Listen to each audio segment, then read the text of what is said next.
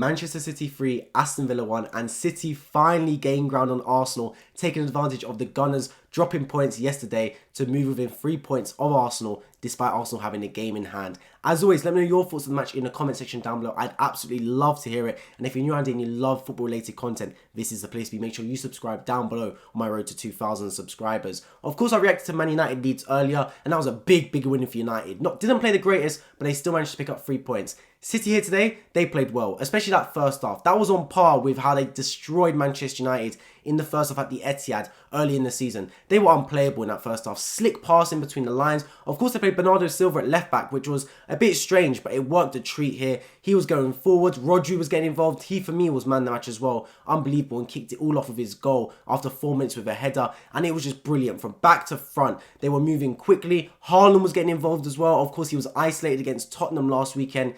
Wasn't like that today. He was looking really good. And Man City have got some momentum now heading into the massive game against Arsenal in midweek. I mean, of course, Aston Villa, from their perspective, right, in the first half, they just were not up for the fight. They could not pick up the ball whatsoever. I think the starting 11 was wrong from them. I thought they didn't have enough tenacity in that midfield. The game changed when the subs came on. I think Duran had a massive impact. He was looking really lively.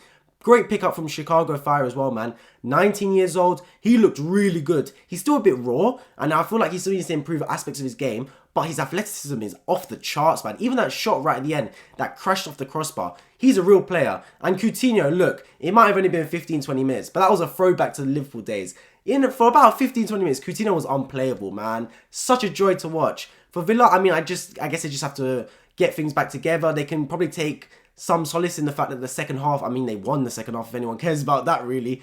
But they look good in that second half. They got a massive clash against Arsenal next weekend. They go from playing second in the table to first in the table, so it doesn't get much easier. But they're going to look to take something from Arsenal. But back to Man City now. I think that was a massive 3 points for them, man. They've struggled recently in the league. We all know Man City have not been the same side from last season. In fact, from the past few seasons, they've had the charges midweek from the Premier League, from UEFA, from basically everyone. Over 100 charges against them. We were going to see how they're mentally at. We know they haven't quite been at it. There's been bust-ups on the training ground, it seems, even with Cancelo, Laporte, Kyle Walker. Foden as well has been involved in it a little bit.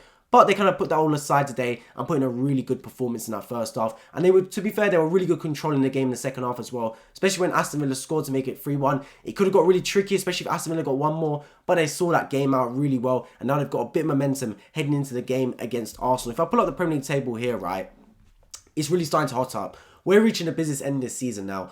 Arsenal played 21 games, Man City played 22, but they do gain ground now. 3 points behind Arsenal, and if they do win on Wednesday, despite Arsenal having a game in hand, they will go above Arsenal on the Premier League table, and that is really significant, trust me. Despite Arsenal having a game in hand, it won't feel like that. Man City going ahead of Arsenal for the first time this season will really start to make some heads think, hold on a minute, maybe Arsenal have really been punching above their weight and things are going to start to go back to normality and how we expected the start of the season with Man City taking over. Because I do genuinely believe that if Arsenal get displaced by Man City, it will be very hard for Arsenal to catch up. They need to stay top of the table to win this Premier League. I think as soon as the point that Man City overtakes them, it'll be a long day. I could really see Man City really starting to stretch apart. And Arsenal not on a good run of form. I mean, on Wednesdays is going to be Arsenal's biggest Premier League game for the last 15 years, I want to say. And they're going into it with bad form, losing to Everton, losing to Man City as well in the FA Cup, and now dropping points to Brentford yesterday. I mean, it's not the form you want to be going into the biggest game of the football club's history. In the last 15 years for the football club in the Premier League. It's not great. But Man City, look, they got some bodies back. Laporte was back in the team. Diaz was back in the team. Of course, De Bruyne came back in the team. I'll be interested to see what Pep Guardiola does against Arsenal. I don't expect him to play Bernardo Silva again at left back like he did today. Because against Saka, I mean, Saka would have a field day in that position. I wouldn't really put it past him because we know Guardiola can be the type of manager to overthink things and go a bit crazy when needs be. But I do think he will revert to normality. I think Ake will come in at left back because he did do a good job against Saka in the FA Cup tie, to be honest. But it'll just be interesting to see. I cannot wait for that game. Of course, I'll be covering it here on My Football. Make sure you do not miss that. So subscribe down below. I cannot wait for that game. Arsenal versus Man City on Wednesday will be absolutely massive. But finishing back on this game now, I think, look, Man City, I think, to be fair, everyone assumed they would get the 3 points. They would bounce back. It's more been their away form that has been worrying rather than their home form. But it's one thing saying it, it's another thing doing it. And they did do it, man. They got the result done.